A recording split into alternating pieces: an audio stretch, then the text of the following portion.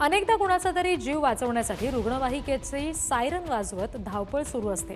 मात्र या सायरनकडे दुर्लक्ष करणं किंवा धावपळीत इतर वाहनांकडे रुग्णवाहिका चालकाचं झालेलं दुर्लक्ष एखाद्या अपघाताचं निमित्त ठरू शकतं.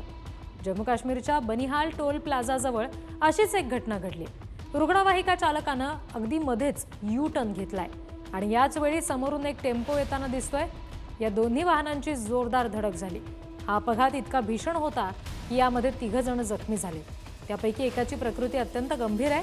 त्यामुळे जीवन वाचवण्यासाठी धावणाऱ्या रुग्णवाहिकेमुळे जीवावर बेतण्याची भीती सुद्धा ही दृश्य पाहून निर्माण झाली आहे.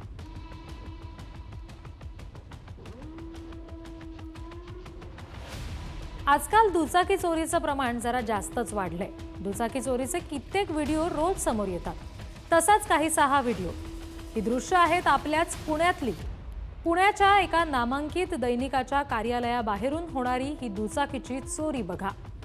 हा चोरटा आधी दुचाकीची पाहणी करतोय आणि मग हळूच दुचाकी घेऊन तिथून वेगात फरार होतोय.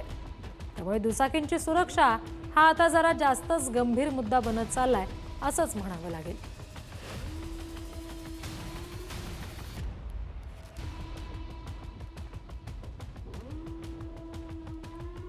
शरीर सुदृढ ठेवण्यासाठी माणसं जॉगिंग करतात तर कोणी सायकलिंग करतं.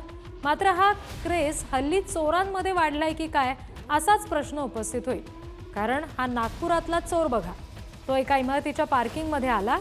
आजूबाजूला अनेक मोटरसायकल, काही स्कूटी होत्या. मात्र त्याच्याकडे अजिबात न बघता चोरानं थेट सायकल पळवली. या चोरीसाठी त्यानं चेहऱ्याला रुमाल सुद्धा बांधला होता. एवढ्या तयारीत तो आला होता.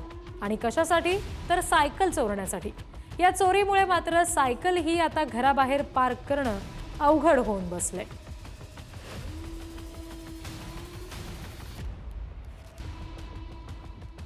आजकाल माणसांपेक्षा प्राणीच माणसांना जास्त त्रास देत आहेत. कधी बिबट्या जंगल सोडून मानवी वस्तीत फेरफटका मारण्यासाठी येतो, तर कधी 2-3 गायी मिळून एखाद्याला तुडवतात, तर कधी कुत्र्यांची झुंड माणसांचा चावा घेते. मानवी वस्तीत प्राण्यांनीच हैदोस घालायचं ठरवलंय तर माणसांनी कुठे राहायचं असा प्रश्न निर्माण झालाय. नांदेडच्या लोहा शहरातली ही दृश्य बघा. या शहरामध्ये एका पिसाळलेल्या वानरानं नागरिकांच्या नाकीनं आणलंय. हे पिसाळलेलं वानर अनेकांच्या अंगावर धाव घेतं आणि त्यामुळे मानवी वस्त्यात सध्या बिबट्या नाही तर वानर राज्य करतायत.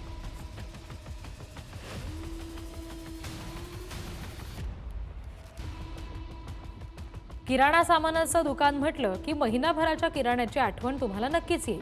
पण पालघरच्या दुकानात शिरलेल्या या चोरट्याला किराणा दुकानातील गल्ला आठवला असणार. कारण तो पत्रा तोडून दुकानात शिरला. त्यानं ना साखर चोरली ना तिखट मीठ. त्यानं थेट गल्ल्याकडे मोर्चा वळवला. त्यातल्या रोख रकमेवर त्यानं डल्ला मारला आणि तो तिथून पसार झाला. कदाचित किराणा सामानाचं ओझं नेण्याऐवजी खिशातून रोकड नेणं सोपं वाटलं असेल. कारण काहीही असलं तरी आता पोलीस मात्र त्याचा शोध घेत आहेत. त्यामुळे त्याच्या या कारनाम्यासाठी आता त्याला पोलिसी पाहुणचार सुद्धा घ्यावा लागेल.